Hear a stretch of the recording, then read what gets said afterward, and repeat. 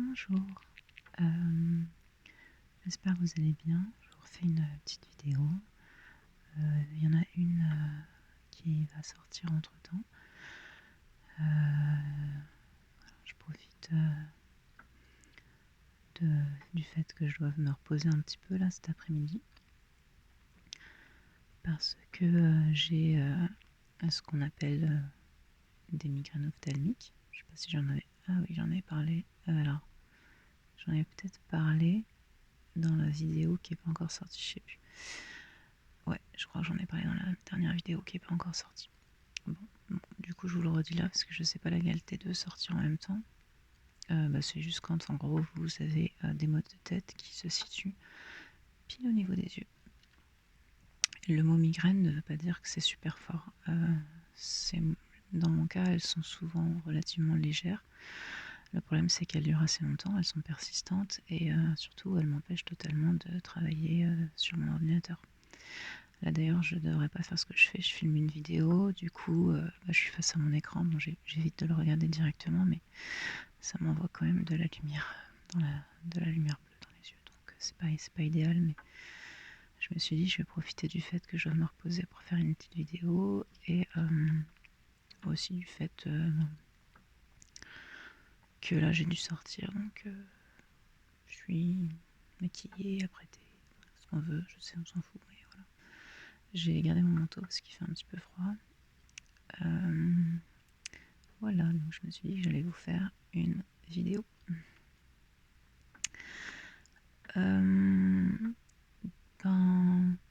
J'ai pas trop réfléchi à ce que j'allais vous dire, comme d'habitude.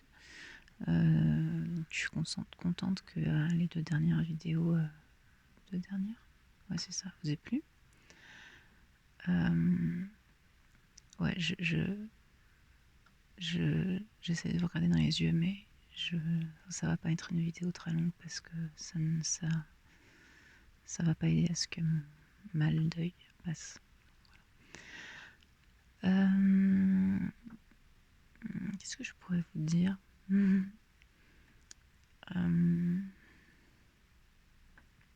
J'ai pas trop réfléchi du coup.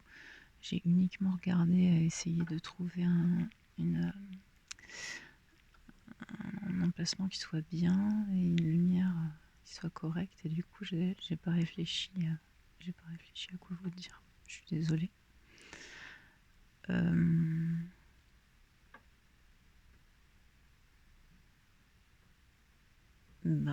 Ça va être bizarre comme vidéo si je sais pas quoi vous dire. Ce soir je vais au restaurant. Du coup je suis un petit peu déçue parce que comme j'ai une migraine ophtalmique, je vais pas trop pouvoir boire de vin. Et aller au restaurant italien sans pouvoir boire un petit coup de rouge, c'est triste. Mais bon, oui, je suis un peu obligée de me masser. C'est possible que je regarde un petit peu à côté sur le mur en fait. Bon, je pense que ça changera rien à la qualité en termes de son, tout ça, donc vous m'en voudrez pas. Je vais regarder un peu sur le côté pour éviter de prendre la lumière de l'écran de plein fouet. Voilà, je suis chez moi, puisque vous le savez, je travaille de chez moi. Là, j'ai dû faire une sortie pour le travail, mais du coup, je suis rentrée.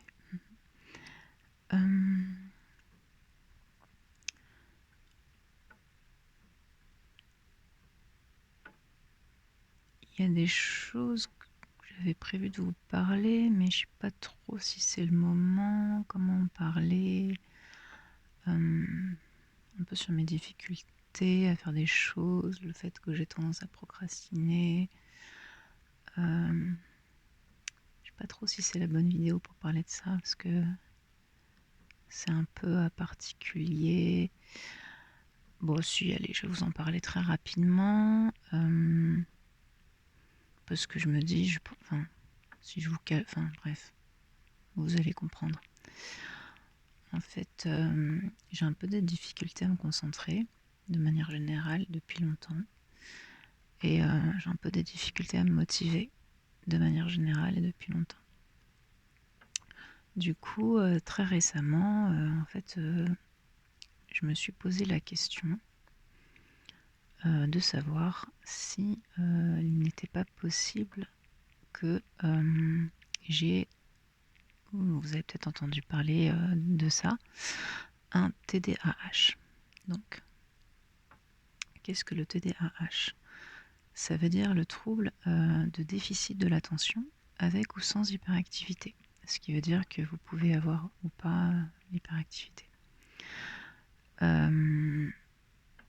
Pourquoi je me suis demandé ça? Parce que j'en ai entendu parler il y a maintenant un peu plus d'1 an. Et en lisant les symptômes, j'ai trouvé que ça me ressemblait beaucoup. Notamment en regardant l'ensemble de mon parcours de manière générale, comment j'étais quand j'étais enfant, mon parcours scolaire, mon parcours au niveau des études. Et je pense que je ferai une vidéo plus développée dessus. Je vais pas forcément faire une vidéo très développée là. Ça se trouve, je dis ça et dans 20 minutes, j'y suis encore et finalement, j'aurais fait une vidéo là-dessus.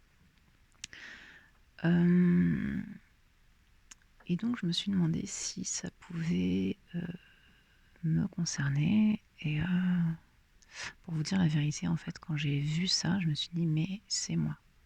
Il y a de fortes possibilités pour que j'ai ça.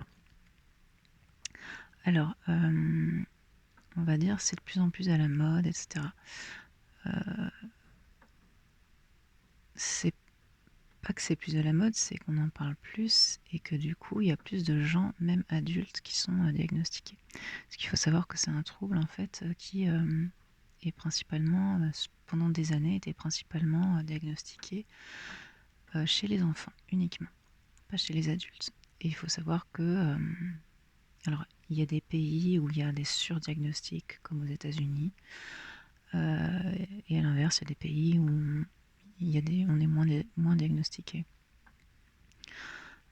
Je crois que finalement, je vais vous parler de ça. Donc, voilà, on est parti pour une petite vidéo sur le TDAH. Du coup, puisqu'on est parti pour parler de ça, en presque préambule, puisqu'en fait j'ai déjà commencé, mais je ne suis pas habilitée à faire une vidéo qui soit, comment dire, à valeur scientifique. Donc moi, je vais vous parler de ce que je sais, de ce que j'ai appris, de ce sur quoi je me suis renseignée, mais ça ne va pas... il peut y avoir des inexactitudes légères à la marge, voilà, c'est pas quelque chose de... C'est pas une vidéo scientifique. Voilà. Je suis pas psychiatre, juste me suis renseignée sur le trouble à partir du moment où j'en ai eu la connaissance. Puisque moi, pendant des années, je savais pas du tout que ça existait ce truc-là. J'avais entendu parler d'enfants hyperactifs, ça c'est le truc le plus courant. C'est bien dommage d'ailleurs qu'on parle d'enfants hyperactifs parce que du coup ça masque la réalité du trouble qui n'implique pas forcément l'hyperactivité. Et c'est marrant parce que du coup j'ai beaucoup entendu parler d'enfants hyperactifs depuis très longtemps. Et si j'avais entendu parler d'enfants TDAH, peut-être que je me serais davantage renseignée sur le trouble. Parce que moi, comme j'étais pas hyperactive, je me suis jamais dit que ça pouvait me concerner. Donc, le trouble du déficit de l'attention avec ou sans hyperactivité. Vous avez, il y a des gens qui ont en fait, qui sont soit ils ont juste le déficit au niveau de l'attention, soit ils ont l'hyperactivité, impulsivité, soit ils ont les deux. On va dire qu'ils ont le symptôme mixte ou un truc comme ça.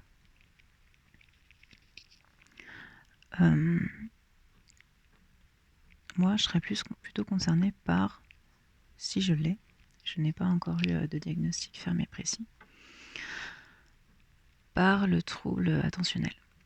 Parce que j'ai des troubles attentionnels, ça c'est sûr, même s'ils ne sont pas forcément dus à un TDAH, qui est donc un trouble qui est neurologique, hein, c'est une neurodivergence en fait. Là-dessus, je resterai très très bref parce que je ne connais pas exactement le phénomène. Ça va être très brouillon comme vidéo, hein, parce que c'est pas du tout, c'est pas préparé et ça se veut pas. Voilà, vous avez compris. L'idée c'est de vous détendre en blablatant. Vous n'êtes même pas obligé d'écouter complètement ce que je vous dis. Donc c'est une neurodivergence en fait. Pourquoi je disais ça? Pour dire que j'avais pas encore été ferme. Je sais plus ce que je disais. Je suis désolée. En tout cas, moi j'ai été voir récemment un psychiatre. Oui, parce que je vous disais qu'on peut avoir des problèmes d'attention sans que ce soit dû à ce trouble qui est une neurodivergence.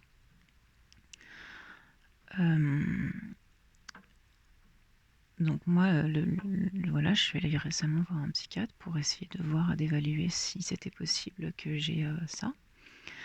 Et il a reconnu que j'avais des troubles attentionnels. Je lui ai parlé de mon enfance, je lui ai parlé de ma scolarité, je lui ai parlé de mes études.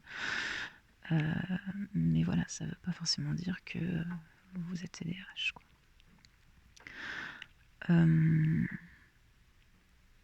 Du coup, en tout cas, ce que je peux vous dire, c'est que les personnes qui sont TDAH ont plus de difficultés à se concentrer, à rester concentrées sur une tâche que les autres personnes, ont plus de difficultés à être motivées par les choses, ont souvent tendance à s'intéresser à quelque chose mais pas longtemps. Donc il y a une forme d'ennui en fait qui vient très vite pour les choses sur lesquelles les choses auxquelles elles s'intéressent. Donc elles vont avoir tendance un peu tout le monde n'est pas pareil et tout le monde n'est pas touché de la même manière par le TDAH. Principalement, la base du trouble, c'est les problèmes attentionnels qui se remarquent en général, si possible dans l'enfance, mais pas toujours. Et le fait d'avoir la bougeotte en gros, mais c'est très lié, hein. Enfin, je veux dire, l'hyperactivité, elle est complètement liée au trouble attentionnel, c'est-à-dire qu'à partir du moment où vous avez du mal à vous concentrer, vous allez avoir un enfant qui va avoir plus tendance à bouger un peu dans tous les sens. Excusez-moi, j'ai un peu froid. Même si l'hyperactivité ne touche pas toutes les personnes qui ont cette neurodivergence. Mais en tout cas, certains symptômes, et donc vous l'aurez compris, les symptômes dans lesquels moi je me reconnais, c'est ça, c'est difficulté d'attention, difficulté à rester longtemps attentif à la même chose, un ennui, une tendance à procrastiner qui est assez prononcée, ne pas aller au bout des projets, ne pas aller au bout des choses. Donc moi par exemple, j'ai touché à pas mal de choses quand j'étais plus jeune, que je n'ai pas forcément mené à bout.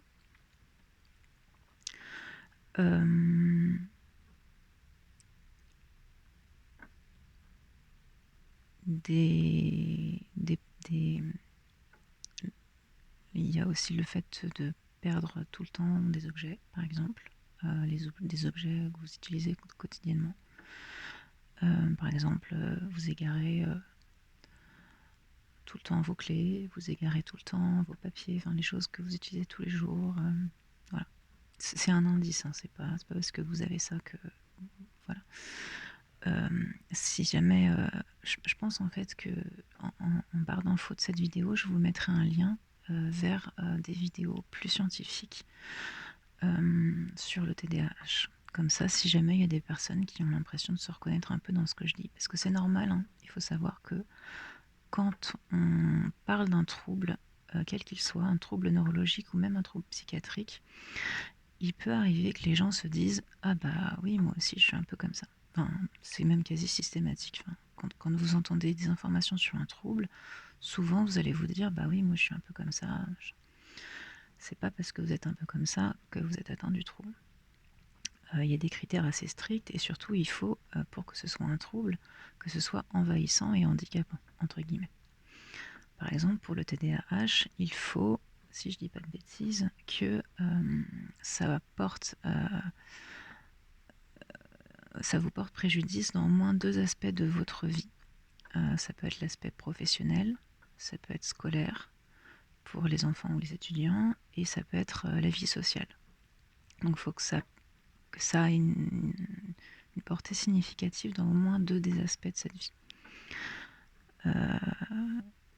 Et il y a aussi des gens qui ont le trouble, mais qui arrivent à l'apprivoiser et à s'en sortir sans forcément que ça les handicape trop non plus. Mais en général, s'ils n'ont pas un vrai problème dans leur vie par rapport à ça, ils vont pas consulter, ils vont pas être diagnostiqués. Je parle des gens à l'âge adulte, parce que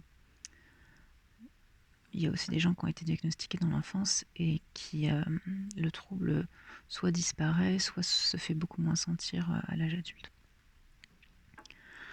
Voilà, on est vraiment sur du blabla ASMR, on n'est vraiment pas sur quelque chose de construit, de préparé. Donc, moi j'ai eu des difficultés. Déjà depuis que je suis petite, j'étais distraite, très très distraite, très très dans la lune, à perdre mes objets, à pas pouvoir. Ma mère me laissait pas aller à l'école seule jusqu'à même en 6e, alors qu'on habitait à 10 minutes du lycée, parce qu'en fait, elle avait peur que je me perde, tellement j'étais distraite. Donc la distraction, c'est complètement lié à des soucis d'attention. Encore une fois, on peut être quelqu'un de distrait sans être TDAH. Il faut vraiment que ce soit significatif, et encore une fois que ça entraîne des problèmes, que ça ait un impact concret dans 2 aspects de votre vie. Donc là, je vous donne des choses en vrac dans lesquelles vous allez peut-être vous reconnaître. C'est pas pour ça que vous êtes forcément TDAH, mais si vous avez envie de voir, je vous mettrai plusieurs vidéos. Je vous mettrai une vidéo qui vous donne les caractéristiques de base à partir desquelles, si vous en cochez un certain nombre, vous pouvez éventuellement vous poser la question. C'est pas un test, aucun test sur internet ne va vous donner la réponse de si vous êtes TDAH ou pas. Il n'y a qu'un psychiatre ou un neuropsychiatre qui peut vous donner éventuellement une réponse, pas un test internet. Mais je vous mettrai une vidéo dans laquelle il y a un test, comme ça ça peut au moins vous donner une idée. Et je vous donnerai une vidéo peut-être une vidéo qui explique plus généralement un reportage ou quelque chose comme ça. Du coup, comme je pars un peu dans tous les sens, je me perds dans ce que je dis. Oui, donc je faisais un peu la liste de toutes les choses. Quand j'étais petite, très distraite, à l'école, la maîtresse disait à ma mère que j'étais lente, plus lente que les autres. Je mettais du temps à faire les choses. Mais que c'était pas une question d'intelligence, que j'étais juste... voilà. J'essaie de vous regarder de temps en temps, mais comme j'ai un peu mal aux yeux, je peux pas le faire tout le temps. Donc, il y avait ça. J'ai eu un début de scolarité qui était quand même plutôt globalement sans souci. Parce que, tout simplement, je pense, j'avais des parents qui étaient profs, j'étais dans un milieu plutôt privilégié, classe moyenne, avec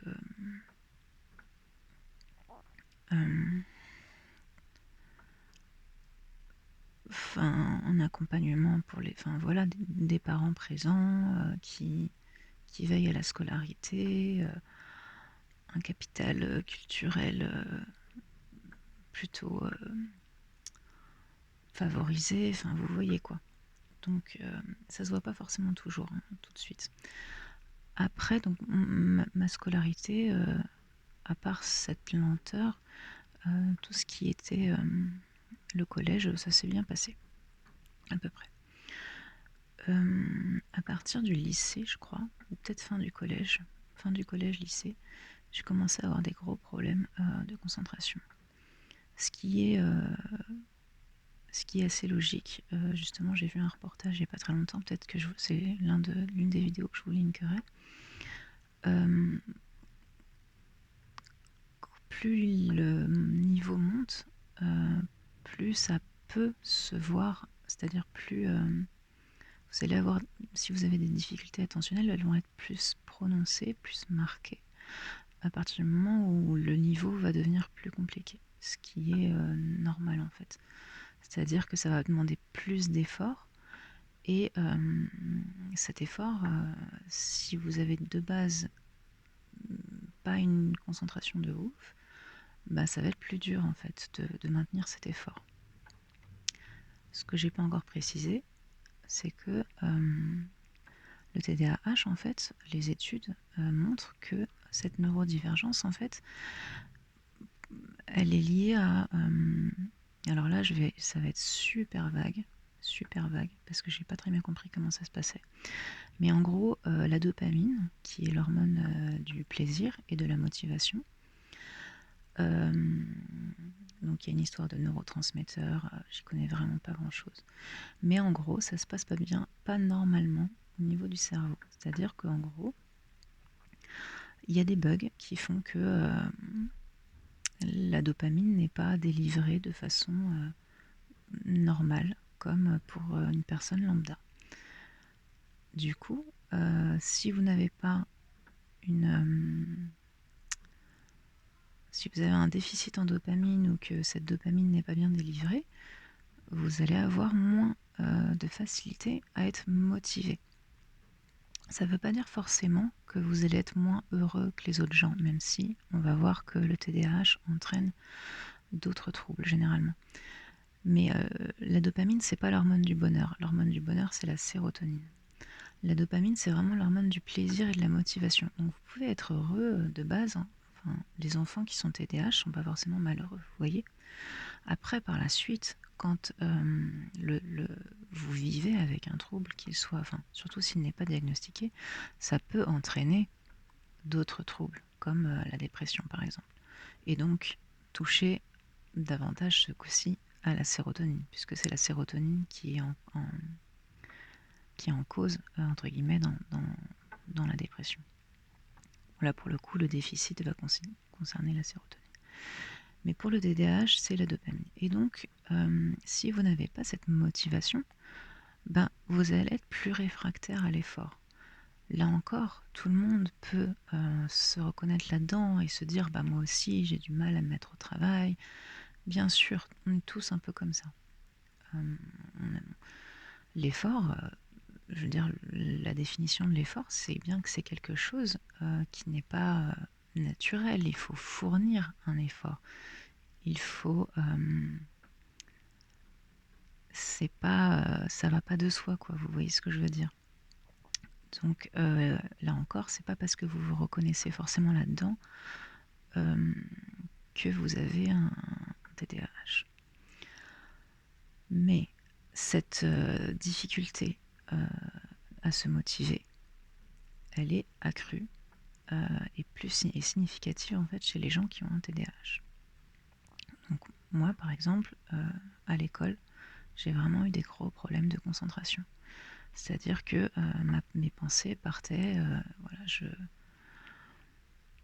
pensais à plein d'autres choses. Sur une heure de cours, je ne peux pas vous dire combien de temps j'étais concentrée, mais il fallait souvent que je refasse tout le travail à la maison. C'est-à-dire que comme je n'avais pas écouté en classe, eh ben, je me tapais presque une double, enfin pas une double journée de travail, mais toute une partie de l'intégration des connaissances qui se fait en classe pour éviter d'avoir trop de travail ensuite à la maison, ben moi je la faisais pas, ou pas bien, ou beaucoup trop peu.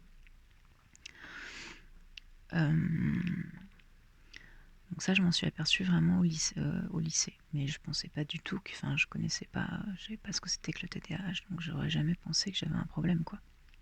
Et encore une fois, je n'ai pas eu de diagnostic encore précis, parce qu'en fait, j'ai vu un psychiatre, mais pas un neuropsychiatre. C'est-à-dire qu'il n'a pas pu faire les tests neurologiques qui confirmeraient.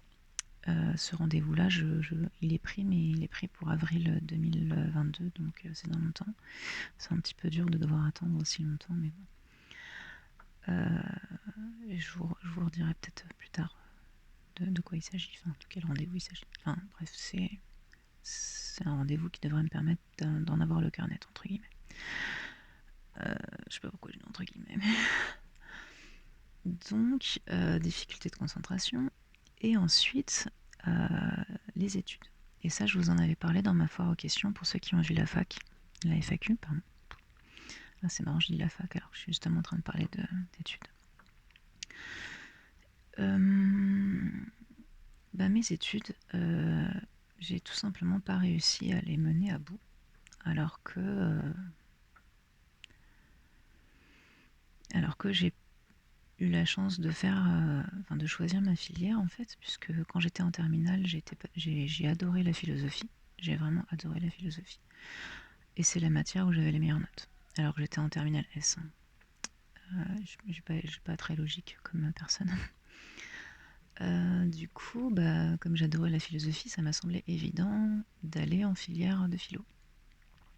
Je vais pas vous détailler parce qu'après ça va être long et puis j'en ai déjà parlé dans ma FAQ. Mais en gros, voilà, j'ai pas réussi à me motiver pour avoir ma licence. Alors que c'était un sujet qui m'intéressait. Donc, deuxième, c'est un autre élément qui m'a fait m'interroger sur la possibilité. Voilà. J'ai pas non plus réussi. Quand je suis partie en licence d'anglais, j'ai pas réussi à la mener à bout du tout. J'ai refait plusieurs fois ma première année. Enfin bref, c'était un peu n'importe quoi.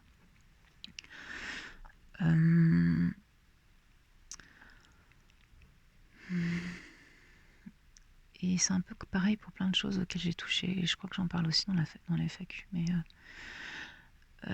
j'ai commencé plein de choses que j'ai pas fini. Parce que souvent, en fait, les personnes TDAH commencent des choses et ne les terminent pas. S'intéressent à plein de choses, mais s'ennuient très vite ou n'arrivent pas à maintenir leur effort, en fait. Donc ça, c'est aussi quelque chose qui pourrait, moi, qui m'a un peu mis la puce à l'oreille en me disant, je pourrais que ce soit ça, quoi.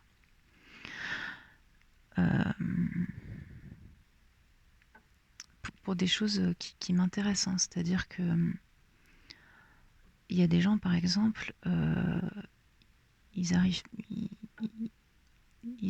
pas dans une filière parce que c'était pas fait pour eux, ou on leur dit tu vas faire de la danse classique, ouais, mais si j'aime pas ça, je vais peut-être en faire étant enfant parce qu'on m'aura forcé, mais je vais pas continuer étant adulte, vous voyez ce que je veux dire. Mais quand c'est quelque chose que vous choisissez comme des instruments de musique que vous choisissez, moi j'avais choisi de faire de la batterie et de la guitare. Après il y a d'autres raisons pour lesquelles j'ai pas continué, mais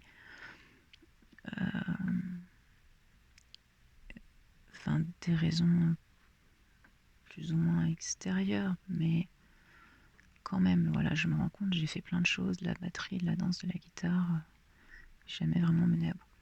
Quand je faisais de la guitare, j'avais un prof qui était super cool, qui me faisait faire la musique que je voulais, et pourtant je n'étais pas assidue, j'avais du mal à m'y mettre, je procrastinais, etc.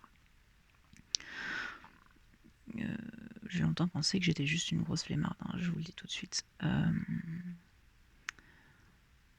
Mais bon, c'est sûr que c'est pas très reluisant de se dire qu'on est une ou un gros flemmard.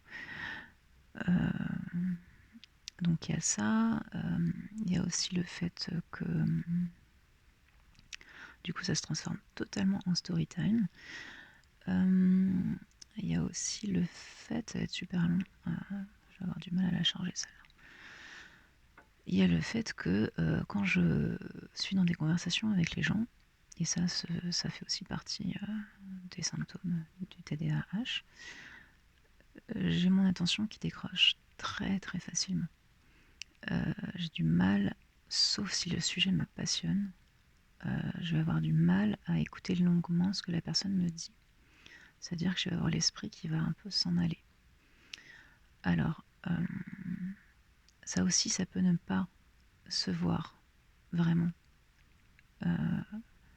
Parce que moi, je suis quelqu'un qui a de l'empathie pour les gens, qui n'aime pas trop le conflit et qui ne veut pas faire de la peine aux autres. Donc, j'avais beau m'en rendre compte, j'essayais que ça se voit pas trop. Par exemple, une conversation typique avec quelqu'un, même quelqu'un que j'aime bien, elle va me raconter un peu des trucs qui vont pas trop m'intéresser. là aussi, vous pourriez vous dire, mais c'est pareil pour tout le monde. Si on est dans une conversation qui ne nous intéresse pas, on va un peu décrocher. Ok, sauf que quand vous vous rendez compte que ça vous le fait la majeure partie du temps dans vos discussions avec les gens, ben vous vous posez des questions. Donc voilà. Donc du coup, par exemple, dans une conversation avec quelqu'un, je vais un peu écouter, puis ça va, je sens à un moment donné que je vais décrocher un peu. J'essaye de pas trop décrocher pour pas que ça se voit. Il y a des moments où je vais demander à la personne de répéter, parce que je sais que c'est... ça arrive à tout le monde de demander de dire, attends, de faire répéter, vous voyez, ça arrive à tout le monde. Donc je sais que ça va pas forcément vexer la personne. Je le fais pas 5 fois dans la conversation, quoi. Mais j'ai l'esprit qui part très facilement et je vais vraiment avoir des difficultés à me concentrer longtemps. Donc voilà. À certains moments, je vais essayer d'avoir une oreille sur ce qu'il me dit, puis en même temps être à moitié dans mes pensées, donc ça va pas trop se voir non plus. Je vais entendre un mot, donc je vais pouvoir me raccrocher à la dernière phrase. Enfin, je vais savoir globalement de quoi on parle, donc ça va pas se voir. Mais moi, je sens que j'ai du mal à être intéressée. Et ça fait bizarre parce que on a l'impression qu'on s'intéresse à rien. Enfin, on a l'impression. J'ai aussi du mal à finir un livre, par exemple. Je commence des livres, j'ai vraiment du mal. Sauf exception, livre passionnant et qui soit facile à lire. Mais sinon, j'ai vraiment du mal. Et en fait, on a l'impression de... Enfin, je me suis longtemps... je m'en voulais d'être comme ça. J'avais l'impression de ne pas m'intéresser assez aux choses, alors qu'en réalité, la vérité, c'est qu'il y a plein de choses qui m'intéressent, mais...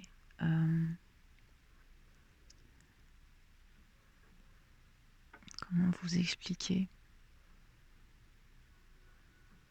Je suis un peu une picoreuse en fait. C'est que j'aime bien avoir un peu des notions sur tous les sujets. Alors, à côté de ça, ça va paraître super contradictoire. Comment vous expliquer ça? À côté de ça, alors maintenant je suis plus comme ça parce que j'ai appris à sélectionner et à pas vouloir être exhaustive dans ce que je fais. Mais quand j'avais une vingtaine d'années, je voulais tout savoir et là pour le coup j'avais l'impression qu'il fallait que ce soit dans les détails, quoi. Enfin, genre je me renseignais sur des sujets qui n'étaient pas forcément d'une importance primordiale, quoi. J'aurais pu me dire non, ça c'est bon. À une époque, je lisais le dictionnaire. Je voulais tellement, j'avais tellement une soif de connaissance, de connaître les mots, j'avais tellement, ouais, une passion pour la langue, quoi, une envie de connaître, enfin, d'être capable d'exprimer une pensée complexe avec des mots. Enfin, la langue française, les langues en général sont tellement riches. Et je voulais tout connaître. Donc, du coup, je lisais le dictionnaire et j'écrivais les mots avec les mots qui m'intéressaient. Pas tous, c'est-à-dire surtout les mots abstraits, les mots qui ont un usage abstrait enfin, ouais, abstrait, figuratif, enfin bref. J'étais moins intéressée par le vocabulaire, même si en fait, j'aime bien les deux, mais j'étais moins intéressée par le vocabulaire. Si, j'aime toujours apprendre des mots. Je sais pas, quel exemple je pourrais vous donner? Qu'est-ce qui compose une cheminée? Voilà. D'ailleurs, j'ai déjà oublié parce que j'ai pas la mémoire aussi dans le TDAH. C'est un des aspects aussi. Pas forcément. Quand vous avez des difficultés attentionnelles, vous avez aussi des difficultés ça impacte votre mémoire en fait. Donc, j'écrivais littéralement les mots du dictionnaire qui m'intéressaient et j'écrivais leur définition.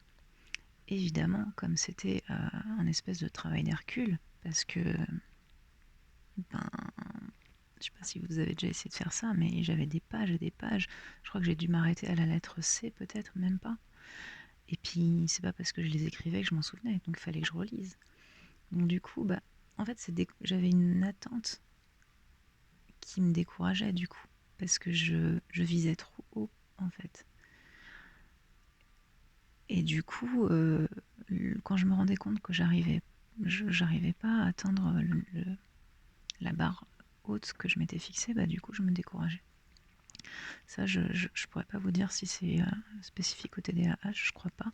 Mais dans une des émissions que j'ai vues, il y avait quelqu'un qui était un peu comme ça, qui avait non seulement un TDAH, mais aussi une particularité d'être très perfectionniste. Ce qui peut paraître contradictoire, mais en fait, du coup, c'est dur à vivre parce que vous avez cette envie d'être perfectionniste et en même temps, vous avez ce TDAH ou ces difficultés à vous concentrer longtemps ou à être motivé longtemps.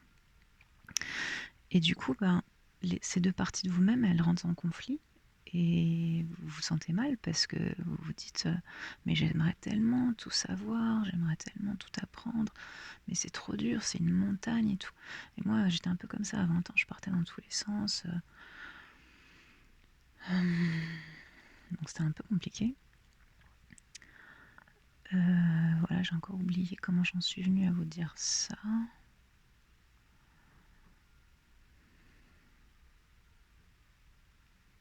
Je parlais des conversations avec les gens.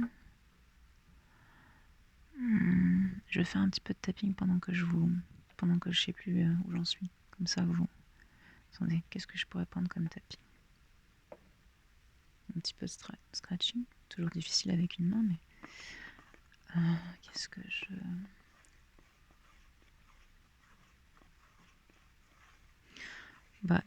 Je vais peut-être retrouver le fil en parlant, tout simplement. Donc, j'avais cette envie non seulement de toucher à tout, qui pour le coup est assez symptomatique du TDAH, puisque vous avez des difficultés à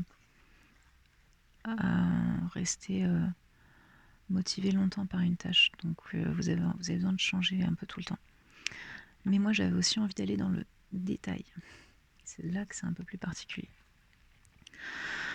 Donc voilà, donc dans les conversations avec les gens, du coup, je reprends ce que je disais avant. Tant pis, il n'y a plus trop de films, mais je décroche très vite.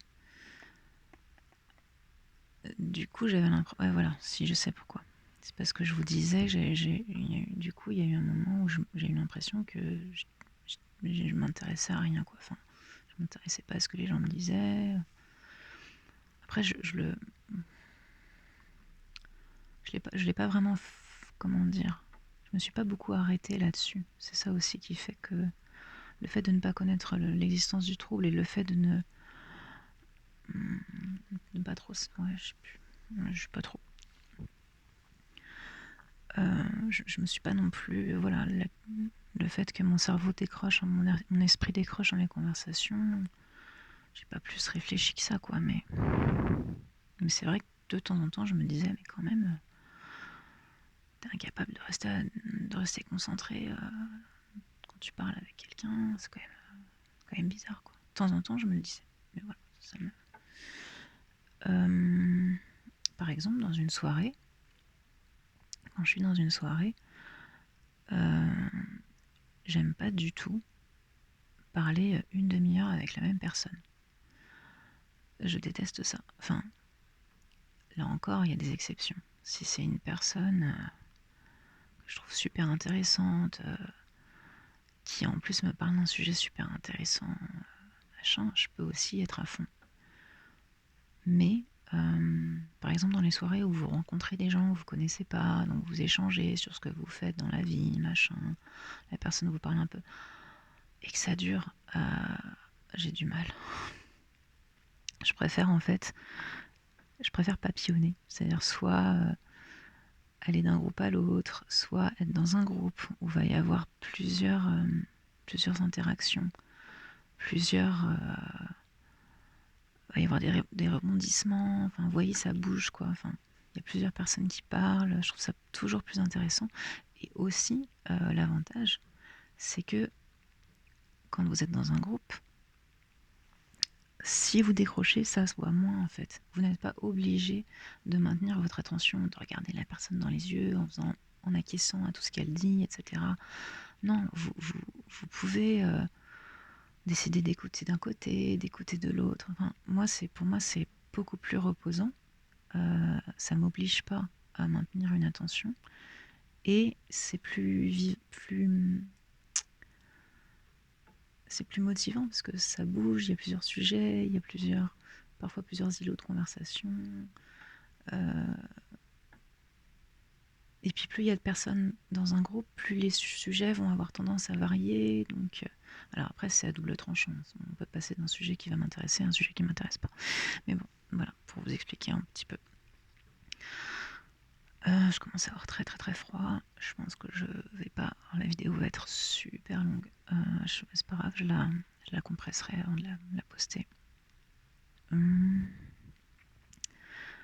Qu'est-ce qu'il y a d'autre dont je me suis rendu compte?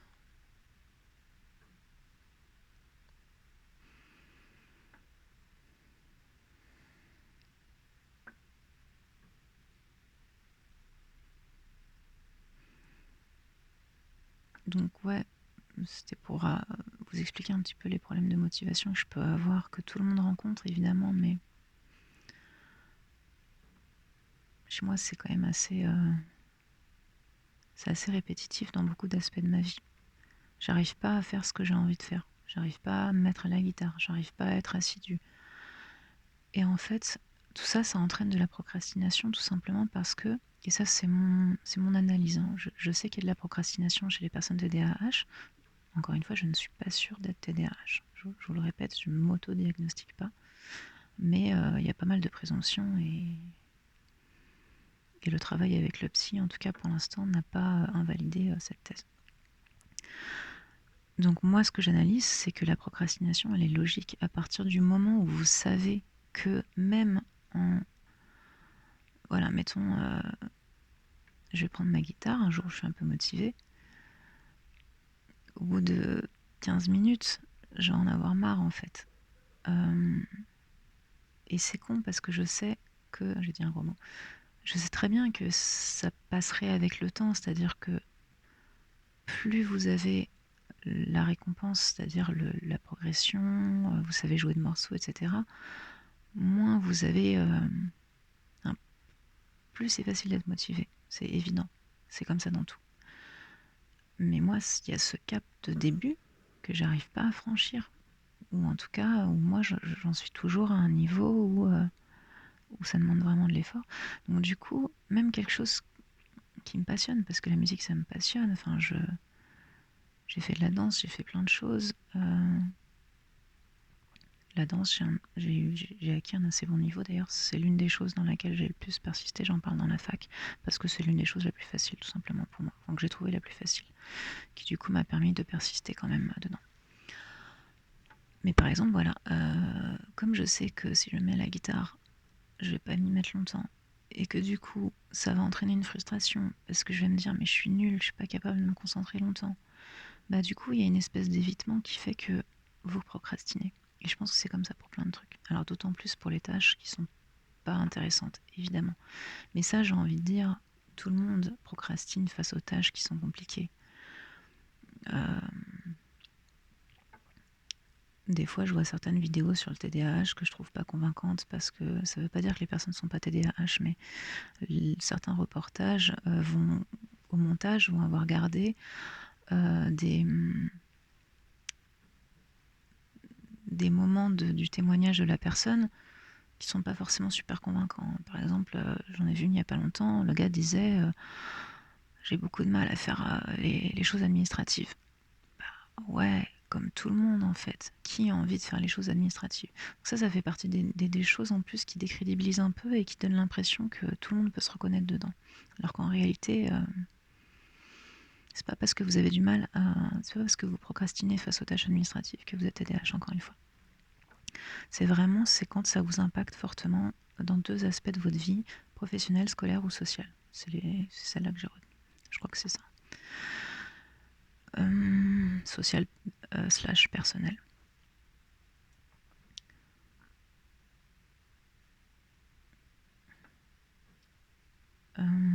Voilà, j'ai quand même dit pas mal de choses. Je vais peut-être mettre sur pause 2 secondes. Je vais mettre sur pause 2 secondes. Excusez-moi. Je vais aller me chercher des grosses mitaines parce qu'en fait j'ai vraiment froid. Je pense que je vais bientôt arrêter la vidéo parce que là j'en ai déjà beaucoup dit. Mais voilà, en gros,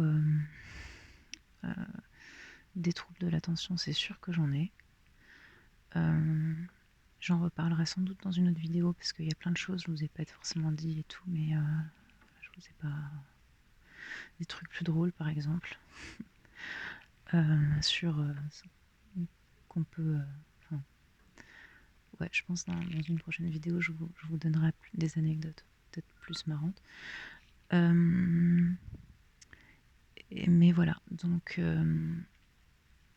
alors après, je vous expliquer comment ça va peut m'impacter dans ma vie sociale slash personnelle par rapport à mes hobbies, par exemple, que j'ai du mal à faire. Même des livres qui m'intéressent, j'ai du mal à les finir. J'ai très vite mes pensées qui partent quand je lis un livre, etc. Dans ma vie scolaire, je pense que c'est clair, hein, je vous ai expliqué comment ça m'avait impacté. Quand je dis ça, je parle toujours de troubles de l'attention. Parce que comme je ne suis pas sûre d'être TDAH, je parle, voilà, je ne m'autodiagnostique pas encore une fois. Et, mais tout ça, c'est des indices, quoi. Et professionnel, alors là, ça a pu dépendre. C'est-à-dire que j'ai quand même réussi à faire une formation courte d'assistante de direction il y a quelques années. Bah ouais, j'ai réussi à le faire. Après, nécessité fait loi, il fallait bien que je trouve quelque chose vu que j'avais pas réussi mes études. Et puis c'est arrivé d'une façon tellement. J'ai eu tellement de chance en fait de rencontrer une psychologue du travail quand j'étais à Pôle emploi, de trouver cette formation qui était en partie financée par Pôle emploi, qui était courte, dans une ambiance en plus que j'ai beaucoup aimée, avec des gens, enfin, on rigolait, puis c'était facile. Franchement, c'était facile. Donc forcément, si c'était facile, bah. Et surtout, c'était très gratifiant parce que j'ai appris plein de choses en très peu de temps. Je connaissais rien à Word et j'ai appris à quasiment maîtriser. Bon, là maintenant, il y a plein de choses que j'ai oubliées parce que je n'utilise pas tout ce que j'ai appris, mais en quelques semaines, je savais utiliser Word, quoi. Et des fonctionnalités pas forcément que tout le monde ne connaît pas, quoi. Donc c'est tellement gratifiant et tellement pas en fait compliqué que bah oui, j'ai pu faire ma formation. Après, j'ai pu avoir un travail pendant un an et demi que j'ai quitté pour faire ce que je fais aujourd'hui. Donc, maintenant, je suis dans une association. C'est vrai, j'ai réussi à travailler, par exemple. Mais là encore, je vois pas comment j'aurais pu ne pas. Enfin, d'abord, je pourrais pas dire que ça m'a pas impacté, parce que je pense qu'il y a des gens plus rapides que moi au travail et plus productifs. Mais après, je veux dire, quand vous êtes assistant de direction, si vous n'êtes pas concentré sur ce que vous faites, si vous n'êtes pas assidu, le stress, après, derrière, c'est juste pas. Enfin. Donc évidemment, il y a des choses qui font que dans certaines situations, même avec des troubles de l'attention, vous pouvez vous en sortir. Mais voilà. Ça n'empêche pas par ailleurs que ça a impacté ma scolarité et ma vie sociale. Donc il y a quand même deux critères qui sont remplis.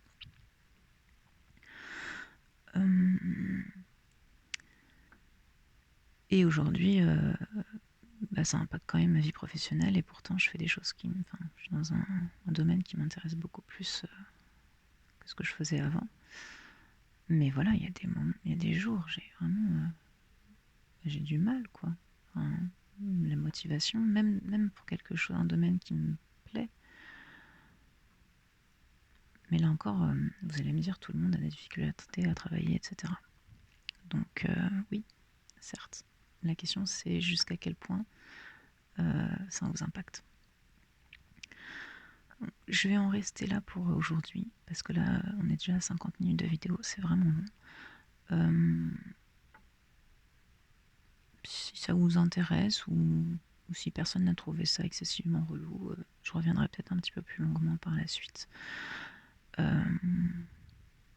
dans une autre vidéo blabla, qui sera peut-être plus courte, où je dirais des choses que voilà, peut-être plus marrantes pour certains, comme j'ai dit, et voir des choses auxquelles j'ai pas pensé, et aussi parler un petit peu plus du TDAH et notamment peut-être des comorbidités qu'il y a avec, c'est-à-dire des troubles qui sont la comorbidité des troubles, ça veut dire le fait qu'un trouble en entraîne un autre en fait, et que deux troubles vont souvent ensemble. Donc un trouble a pour conséquence la naissance d'autres troubles. Voilà. Je vous dirai ça dans une prochaine vidéo. J'espère que ça vous a plu, j'espère que ça vous a détendu. Bon, peut-être qu'il y a des gens qui n'auront pas été jusqu'au bout de la vidéo. Voilà, c'est pas grave. Et j'avais pas prévu de vous parler de ça. Donc je vais m'arrêter là pour ce soir. Je pense que je vais faire une petite sieste. Enfin, non, j'arrive jamais à faire de sieste de toute façon, mais je vais me reposer. Voilà, je pense que ça s'appellera Blabla Storytime. En essayant de faire une petite accroche marrante. Je sais pas encore comment je vais faire. Voilà, je vous souhaite une très bonne nuit et de faire